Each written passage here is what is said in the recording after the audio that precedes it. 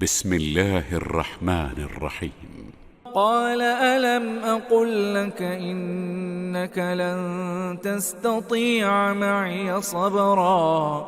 قال إن سألتك عن شيء بعدها فلا تصاحبني قد بلغت من لدني عذرا فانطلقا حتى إذا أتيا أهل قرية استطعما أهلها فأبوا أن يضيفوهما فوجدا فيها جدارا يريد أن ينقض فأقامه قال لو شئت لاتخذت عليه أجرا قال هذا فراق بيني وبينك سأنبئك بتأويل ما لم تستطع عليه صبرا أما السفينة فكانت لمساكين يعملون في البحر فأردت أن أعيبها وكان وراءهم ملك يأخذ كل سفينة غصبا وأما الغلام فكان أبواه مؤمنين فخشينا أن يرهقهما طغيانا وكفرا فأردنا أن يبدلهما ربهما خيرا منه زكاة وأقرب رحما وأما الجدار فكان لغلامين يتيمين في المدينة وكان تحته كنز لهما وكان أبوهما صالحا فأراد ربك أن يبلغا أشدهما ويستخرجا كنزهما رحمة من ربك وما فعلته عن أمري ذلك تأويل ما لم تسطع عليه صبرا ويسألونك عن ذي القرنين قل سأتلو عليكم منه ذكرا إنا مكنا له في الأرض وآتيناه من كل شيء سببا فأتبع سببا حتى إذا بلغ مغرب الشمس وجدها تغرب في عين حمئة ووجد عندها قوما قلنا يا ذا القرنين إما أن تعذب وإما أن تتخذ فيهم حسنا قال أما من ظلم فسوف نعذبه ثم يرد إلى ربه فيعذبه عذابا نكرا وأما من آمن وعمل صالحا فله جزاء الحسنى وسنقول له من أمرنا يسرا ثم أتبع سببا حتى إذا بلغ مطلع الشمس وجدها تطلع على قوم لم نجعل لهم من دونها سترا كذلك وقد أحطنا بما لديه خبرا ثم أتبع سببا حتى إذا بلغ بين السدين وجد من دونهما قوما لا يكادون يفقهون قولا قالوا يا ذا القرنين إن يأجوج ومأجوج مفسدون في الأرض فهل نجعل لك خرجا على أن تجعل بيننا وبينهم سدا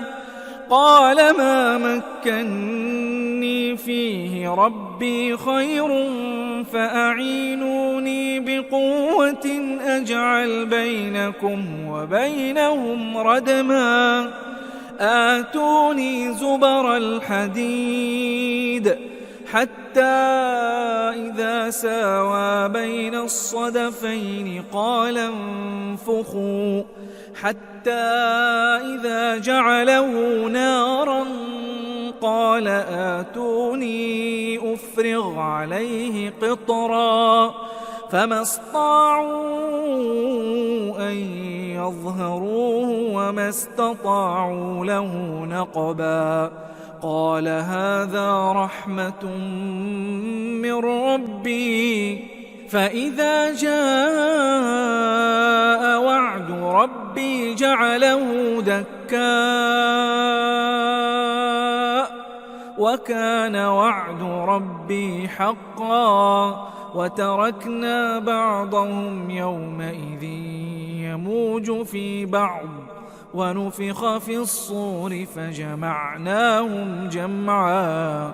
وعرضنا جهنم يومئذ للكافرين عرضا الذين كانت أعينهم في غطاء عن ذكري وكانوا لا يستطيعون سمعا أفحسب الذين كفروا أن يتخذوا عبادي من دوني أولياء إنا أعتدنا جهنم للكافرين نزلا قل هل ننبئكم بالأخسرين أعمالا الذين ضل سعيهم في الحياة الدنيا وهم يحسبون أنهم يحسنون صنعا أولئك الذين كفروا بآيات ربهم ولقائه فحبطت أعمالهم فلا نقيم لهم يوم القيامة وزنا ذلك جزاؤهم جهنم بما كفروا واتخذوا آياتي ورسلي هزوا إن الذين آمنوا وعملوا الصالحات كانت لهم جنات الفردوس نزلا خالدين فيها لا يبغون عنها حولا قل لو كان البحر مدادا لكلمات ربي لنفد البحر قبل أن تنفد كلمات ربي ولو جئنا بمثله مددا قل إنما أنا بشر مثلكم يوحى إلي أنما إلهكم إله واحد فمن كان يرجو لقاء ربه فليعمل عملا صالحا ولا يشرك بعبادة ربه أحدا. بسم الله الرحمن الرحيم. كافها يا عين صاد ذكر رحمة ربك عبده زكريا إذ نادى ربه نداء خفيا قال رب إني وهن العظم مني واشتعل الرأس شيبا ولم أكن بدعائك رب شقيا وإني خفت الموالي من ورائي وكانت امرأتي عاقرا فهب لي من لدنك وليا يرثني ويرث من آل يعقوب واجعله رب رضيا يا زكريا إنا نبشرك بغلام اسمه يحيى لم نجعل له من قبل سميا قال رب أنى يكون لي غلام وكانت امرأتي عاقرا وقد بلغت من الكبر عتيا قال كذلك قال ربك هو علي هين وقد خلقتك من قبل ولم تك شيئا قال رب اجعل لي آية قال آيتك ألا تكلم الناس 3 ليال سويا فخرج على قومه من المحراب فأوحى إليهم أن سبحوا بكرة وعشيا يا يحيى خذ الكتاب بقوة وآتيناه الحكم صبيا وحنانا من لدنا وزكاة وكان تقيا وبرا بوالديه ولم يكن جبارا عصيا وسلام عليه يوم ولد ويوم يموت ويوم يبعث حيا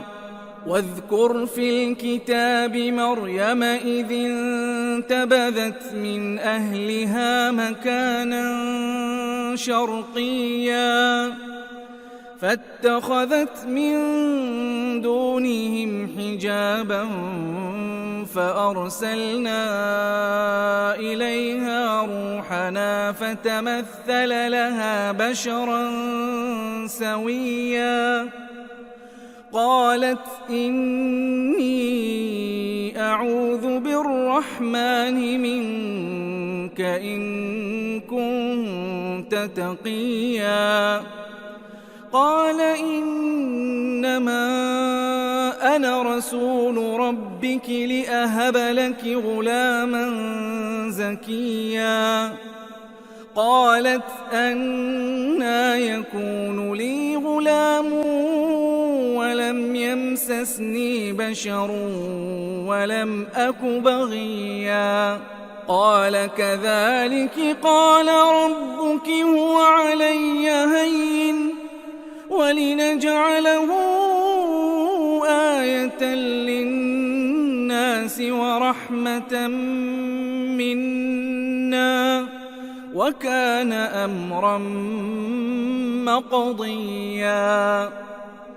فحملته فانتبذت به مكانا قصيا فأجاءها المخاض إلى جذع النخلة قالت يا ليتني مت قبل هذا وكنت نسيا منسيا فناداها من تحتها ألا تحزني قد جعل ربك تحتك سريا وهزي إليك بجذع النخلة تساقط عليك رطبا جنيا فكلي واشربي وقري عينا، فإما ترين من البشر أحدا فقولي إني نذرت للرحمن صوما فلن أكلم اليوم إنسيا. فأتت به قومها تحمله، قالوا يا مريم لقد جئت شيئا فريا. يا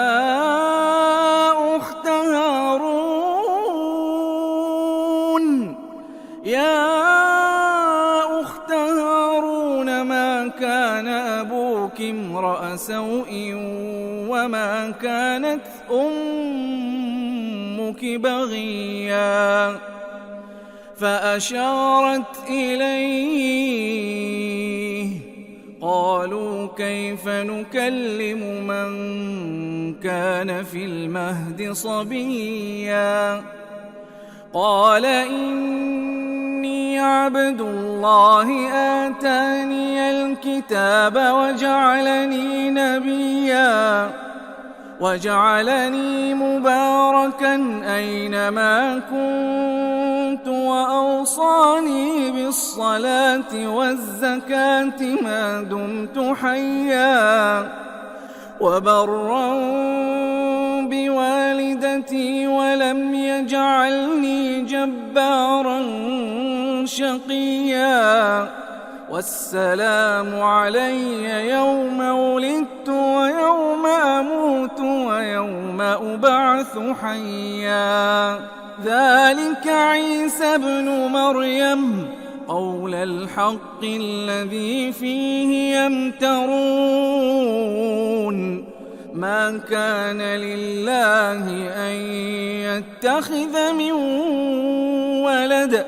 سبحانه، إذا قضى أمرا فإنما يقول له كن فيكون. وإن الله ربي وربكم فاعبدوه، هذا صراط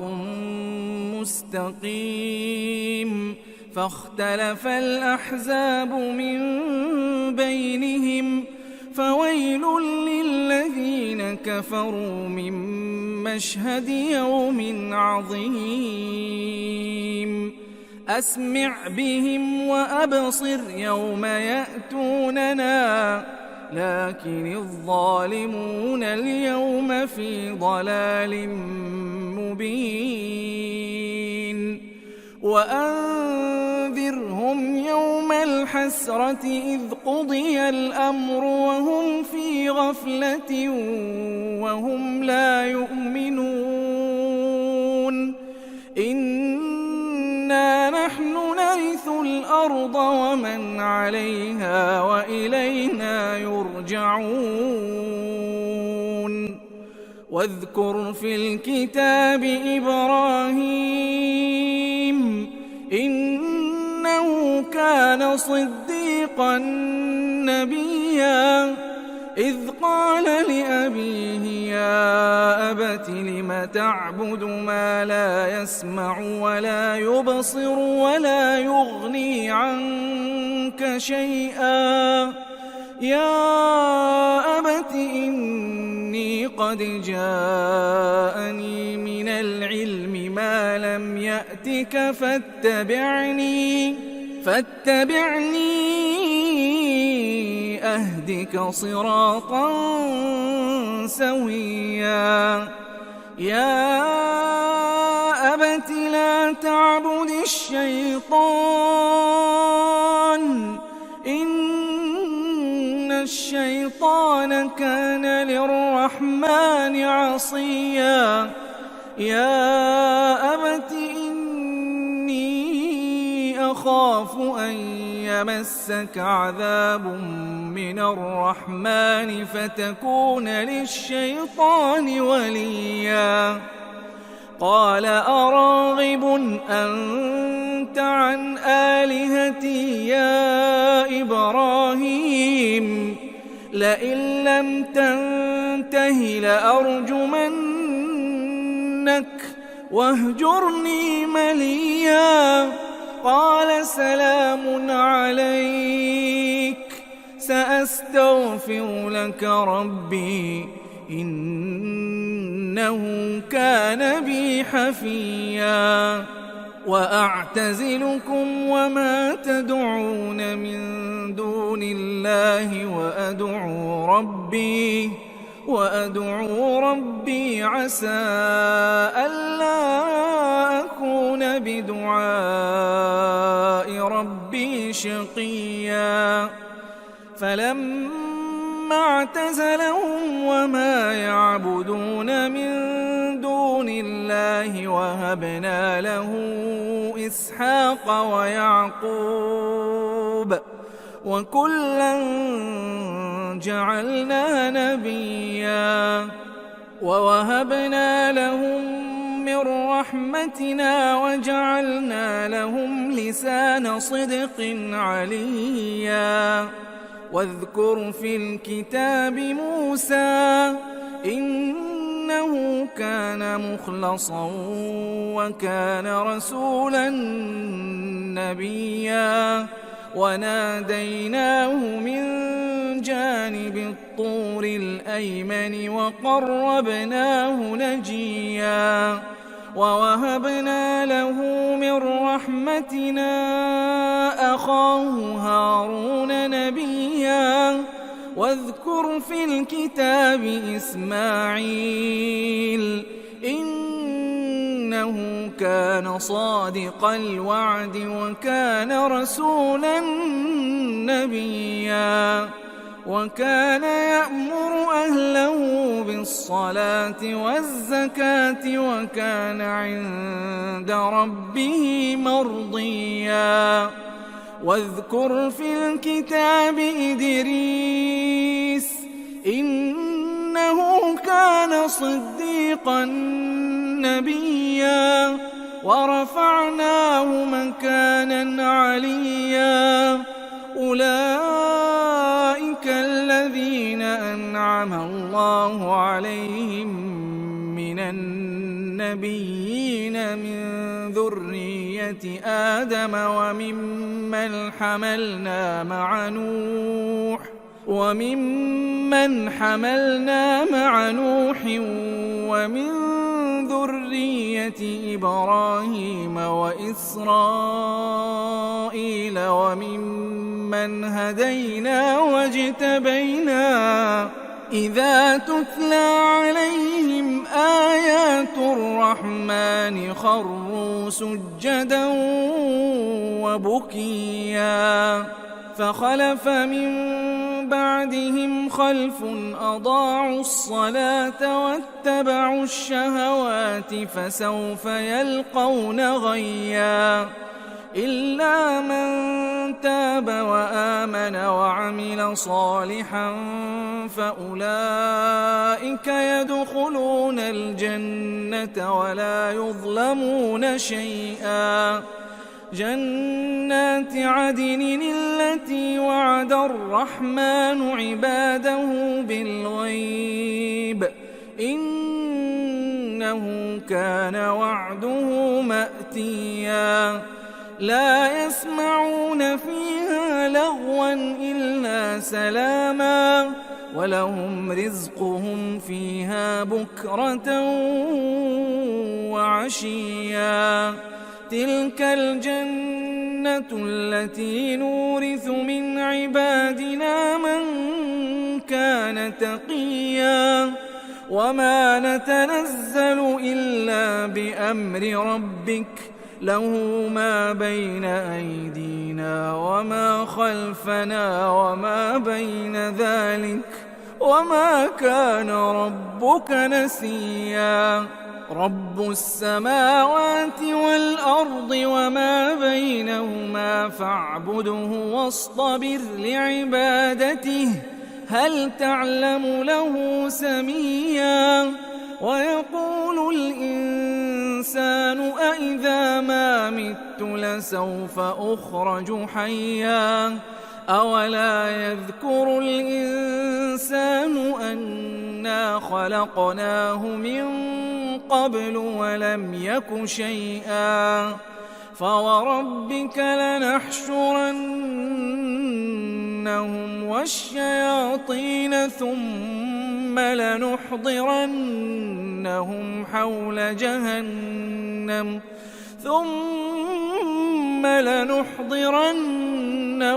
حول جهنم جثيا ثم لننزعن من كل شيعة أيهم أشد على الرحمن عتيا ثم لنحن أعلم بالذين هم أولى بها صليا وإن منكم إلا واردها كان على ربك حتما مقضيا ثم ننجي الذين اتقوا ونذر الظالمين فيها جثيا وإذا تتلى عليهم آياتنا بينات قال الذين كفروا للذين آمنوا أي الفريقين خير مقاما قال الذين كفروا للذين آمنوا أي الفريقين خير مقاما وأحسن نديا وكم أهلكنا قبلهم من قرن هم أحسن أثاثا ورئيا قل من كان في الضلالة فليمدد له الرحمن مدا حتى إذا رأوا ما يوعدون إما العذاب وإما الساعة فسيعلمون من هو شر مكانا وأضعف جندا ويزيد الله الذين اهتدوا هدى والباقيات الصالحات خير عند ربك ثوابا وخير مردا أفرأيت الذي كفر بآياتنا وقال لأوتين مالا وولدا أطلع الغيب أم اتخذ عند الرحمن عهدا كلا سنكتب ما يقول ونمد له من العذاب مدا ونرثه ما يقول ويأتينا فردا واتخذوا من دون الله آلهة ليكونوا لهم عزا كلا سيكفرون بعبادتهم ويكونون عليهم ضدا ألم تر أنا أرسلنا الشياطين على الكافرين تؤزهم أزا فلا تعجل عليهم إنما نعد لهم عدا يوم نحشر المتقين إلى الرحمن وفدا ونسوق المجرمين إلى جهنم وردا لا يملكون الشفاعة إلا من اتخذ عند الرحمن عهدا وقالوا اتخذ الرحمن ولدا لقد جئتم شيئا إدا تكاد السماوات يتفطرن منه وتنشق الأرض وتخر الجبال هدا أن دعوا للرحمن ولدا وما ينبغي للرحمن أن يتخذ ولدا إن كل من في السماوات والأرض إلا آتي الرحمن عبدا لقد أحصاهم وعدهم عدا وكلهم آتيه يوم القيامة فردا إن الذين آمنوا وعملوا الصالحات سيجعل لهم الرحمن ودا فإنما يسرناه بلسانك لتبشر به المتقين وتنذر به قوما لدا وكم أهلكنا قبلهم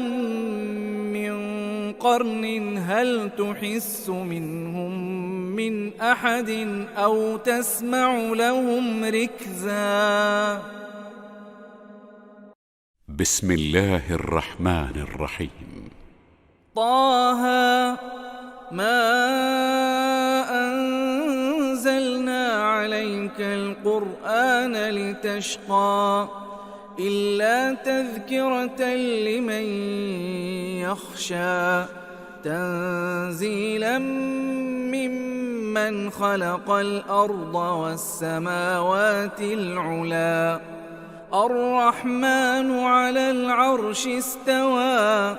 له ما في السماوات وما في الأرض وما بينهما وما تحت الثرى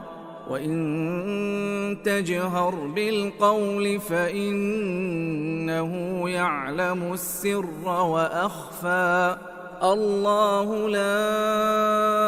إله إلا هو له الأسماء الحسنى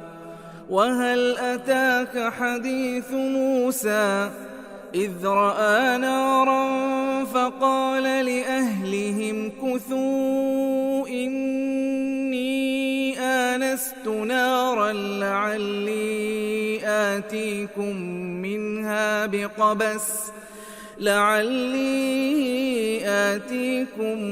منها بقبس أو أجد على النار هدى فلما أتاها نودي يا موسى إني أنا ربك فاخلع نعليك إنك بالوادي المقدس طوى وأنا اخترتك فاستمع لما يوحى إنني أنا الله لا إله إلا أنا فاعبدني وأقم الصلاة لذكري إن الساعة آتية أكاد أخفيها لتجزى كل نفس بما تسعى فلا يصدنك عنها من لا يؤمن بها واتبع هواه فتردى وما تلك بيمينك يا موسى قال هي عصاي أتوكأ عليها وأهش بها على غنمي ولي فيها مآرب أخرى قال ألقها يا موسى فألقاها فإذا هي حية تسعى قال خذها ولا تخف سنعيدها سيرتها الأولى واضمم يدك إلى جناحك تخرج بيضاء من غير سوء آية أخرى لنريك من آياتنا الكبرى اذهب إلى فرعون إنه طغى قال رب اشرح لي صدري ويسر لي أمري واحلل عقدة من لساني يفقهوا قولي واجعل لي وزيرا من أهلي هارون أخي أشدد به أزري وأشركه في أمري كي نسبحك كثيرا ونذكرك كثيرا إنك كنت بنا بصيرا قال قد أوتيت سؤلك يا موسى ولقد مننا عليك مرة أخرى إذ أوحينا إلى أمك ما يوحى أن اقذفيه في التابوت فاقذفيه في اليم فليلقه اليم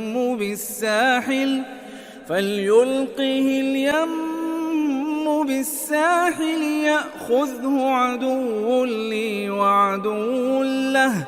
وألقيت عليك محبة مني ولتصنع على عيني إذ تمشي أختك فتقول هل أدلكم على من يكفله فرجعناك إلى أمك كي تقر عينها ولا تحزن وقتلت نفسا فنجيناك من الغم وفتناك فتونا فلبثت سنين في أهل مدين ثم جئت على قدري يا موسى واصطنعتك لنفسي اذهب أنت وأخوك بآياتي ولا تنيا في ذكري اذهبا إلى فرعون إنه طغى فقولا له قولا لينا لعله يتذكر أو يخشى قالا ربنا إننا نخاف أن يفرط علينا أو أن يطغى قال لا تخافا إنني معكما أسمع وأرى فأتياه فقولا إنا رسولا ربك فأرسل معنا بني إسرائيل ولا تعذبهم قد جئناك بآية من ربك والسلام على من اتبع الهدى إنا قد أوحي إلينا أن العذاب على من كذب وتولى قال فمن ربكما يا موسى قال ربنا الذي أعطى كل شيء خلقه ثم هدى قال فما بال القرون الأولى قال علمها عند ربي في كتاب لا يضل ربي ولا ينسى الذي جعل لكم الأرض مهدا وسلك لكم فيها سبلا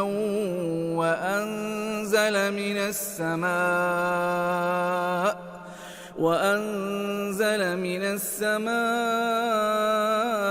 ماء فأخرجنا به أزواجا من نبات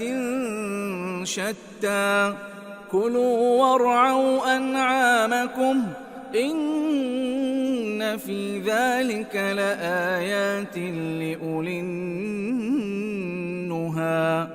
منها خلقناكم وفيها نعيدكم ومنها نخرجكم تارة أخرى ولقد أريناه آياتنا كلها فكذب وأبى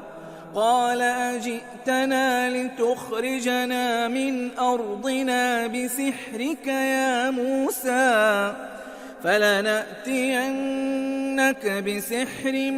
مثله فاجعل بيننا وبينك موعدا لا نخلفه نحن ولا أنت مكانا سوى قال موعدكم يوم الزينة وأن يحشر الناس ضحى فتولى فرعون فجمع كيده ثم أتى قال لهم موسى ويلكم لا تفتروا على الله كذبا فيسحتكم بعذاب وقد خاب من افترى فتنازعوا أمرهم بينهم وأسروا النجوى قالوا إن هذان لساحران يريدان أن يخرجاكم من أرضكم بسحرهما ويذهبا بطريقتكم المثلى فأجمعوا كيدكم ثم أتوا صفا وقد أفلح اليوم من استعلى قالوا يا موسى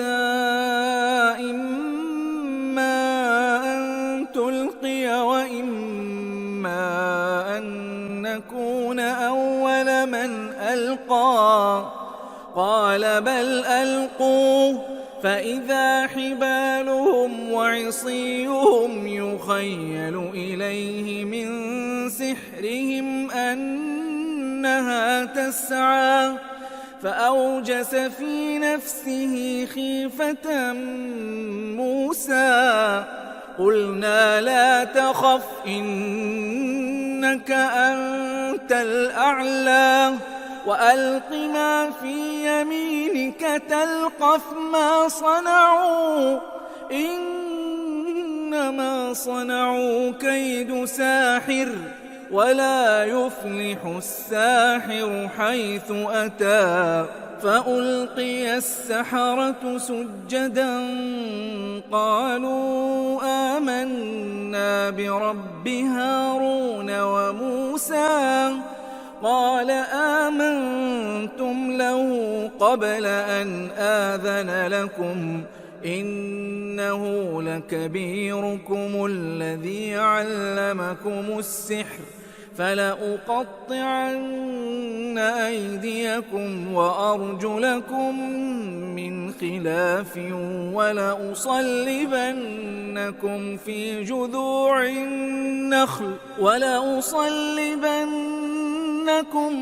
جذوع النخل ولتعلمن أينا أشد عذابا وأبقى قالوا لن نؤثرك على ما جاءنا من البينات والذي فطرنا فاقض ما أنت قاض إنما تقضي هذه الحياة الدنيا إنا آمنا بربنا ليغفر لنا خطايانا وما أكرهتنا عليه من السحر والله خير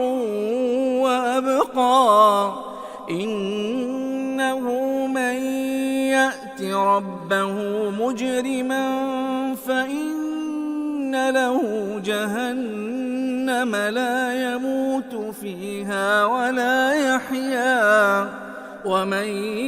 يأته مؤمنا قد عمل الصالحات فأولئك لهم الدرجات العلى جنات عدن تجري من تحتها الأنهار خالدين فيها وذلك جزاء من تزكى ولقد أوحينا إلى موسى أن أسر بعبادي فاضرب لهم طريقا في البحر يبسا لا تخاف دركا ولا تخشى فأتبعهم فرعون بجنوده فغشيهم من اليم ما غشيهم وأضل فرعون قومه وما هدى يا بني إسرائيل قد أنجيناكم من عدوكم وواعدناكم جانب الطور الأيمن ونزلنا عليكم المن والسلوى كلوا من طيبات ما رزقناكم ولا تطغوا فيه فيحل عليكم غضبي ومن يحلل عليه غضبي فقد هوى وإني لغفار لمن تاب وآمن وعمل صالحا ثم اهتدى وما أعجلك عن قومك يا موسى قال هم أولئك على أثري وعجلت إليك رب لترضى قال فإنا قد فتنا قومك من بعدك وأضلهم السامري فرجع موسى إلى قومه غضبان أسفا قال يا قوم ألم يعدكم ربكم وعدا حسنا أفطال عليكم العهد أم أردتم أن يحل عليكم غضب من ربكم فأخلفتم موعدي قالوا ما أخلفنا موعدك بملكنا ولكننا حملنا أوزارا من زينة القوم فقذفناها فكذلك ألقى السامري فأخرج لهم عجلا جسدا له خوار فقالوا هذا إلهكم وإله موسى فنسي أفلا يرون ألا يرجع إليهم قولا ولا يملك لهم ضرا ولا نفعا ولقد قال لهم هارون من قبل يا قوم إنما فتنتم به وإن ربكم الرحمن فاتبعوني وأطيعوا أمري قالوا لن نبرح عليه عاكفين حتى يرجع إلينا موسى قال يا هارون ما منعك إذ رأيتهم ضلوا ألا تتبعني أفعصيت أمري قال يا ابن أم لا تأخذ بلحيتي ولا برأسي إني خشيت أن تقول فرقت بين بني إسرائيل ولم ترقب قولي قال فما خطبك يا سامري قال بصرت بما لم يبصروا به فقبضت قبضة من أثر الرسول فنبذتها وكذلك سولت لي نفسي قال فاذهب فإن لك في الحياة أن تقول لا مساس وإن لك موعدا لن تخلفه وانظر إلى إلهك الذي ظلت عليه عاكفا لنحرقنه ثم لننسفنه في اليم نسفا إنما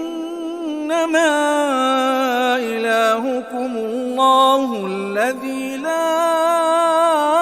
إله إلا هو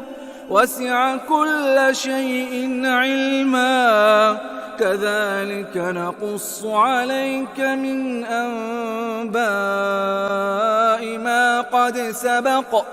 وقد آتيناك من لدنا ذكرا من أعرض عنه فإنه يحمل يوم القيامة وزرا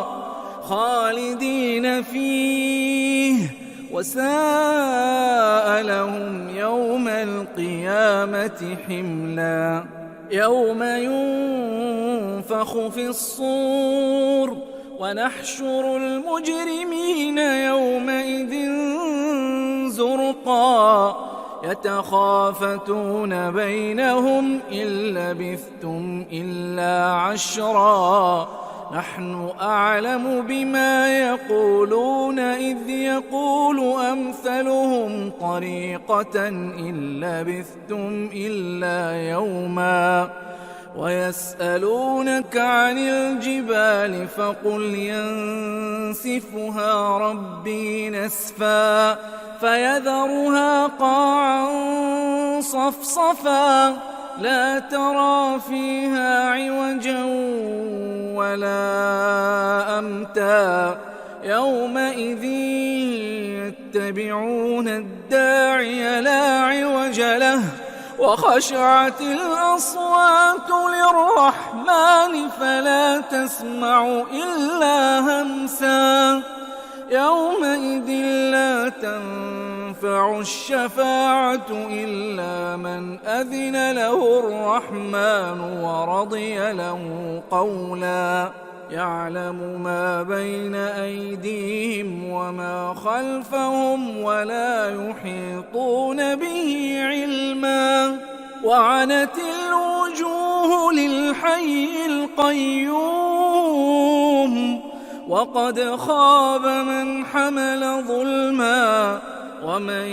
يعمل من الصالحات وهو مؤمن فلا يخاف ظلما ولا هضما وكذلك أنزلناه قرآنا عربيا وصرفنا فيه من الوعيد لعلهم يتقون أو يحدث لهم ذكرا فتعالى الله الملك الحق ولا تعجل بالقرآن من قبل أن يقضى إليك وحيه وقل رب زدني علما ولقد عهدنا إلى آدم من قبل فنسي ولم نجد له عزما وإذ قلنا للملائكة اسجدوا لآدم فسجدوا إلا إبليس أبى فقلنا يا آدم إن هذا عدو لك ولزوجك فلا يخرجنكما من الجنة فتشقى إن لك ألا تجوع فيها ولا تعرى وأنك لا تظمأ فيها ولا تضحى.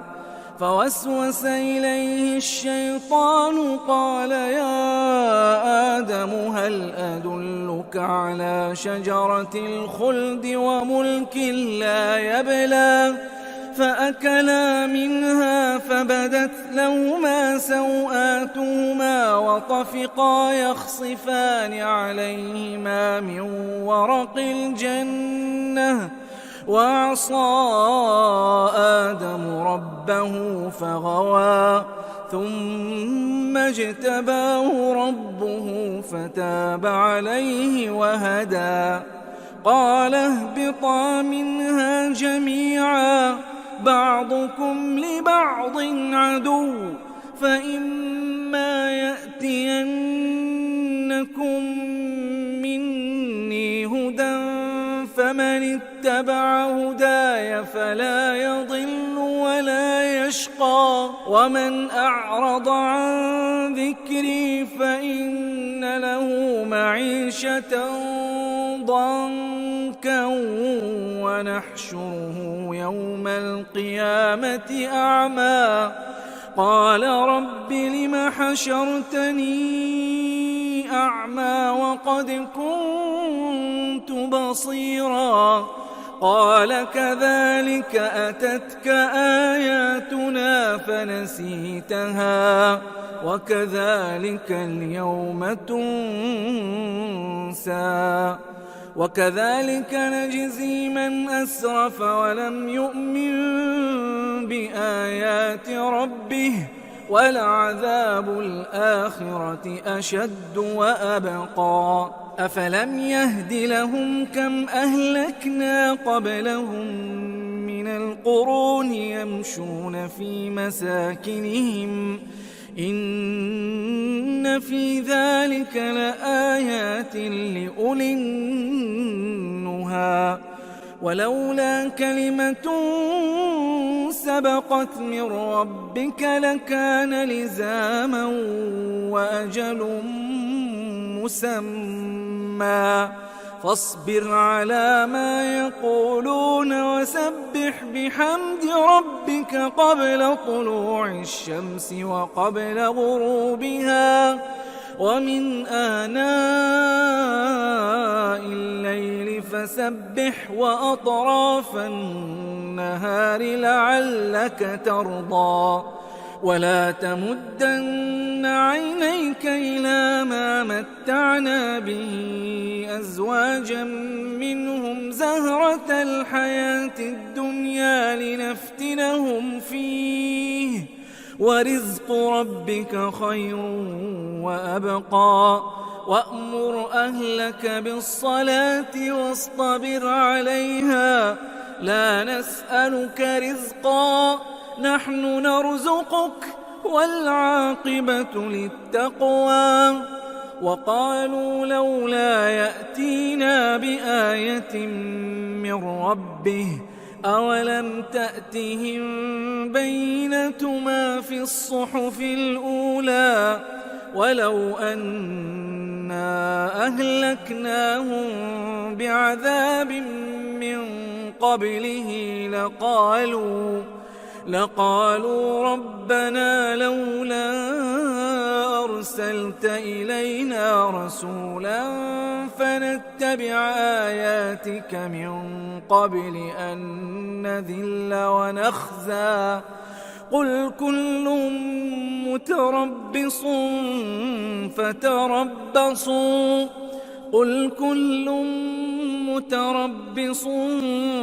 فتربصوا فستعلمون من أصحاب الصراط السوي ومن اهتدى.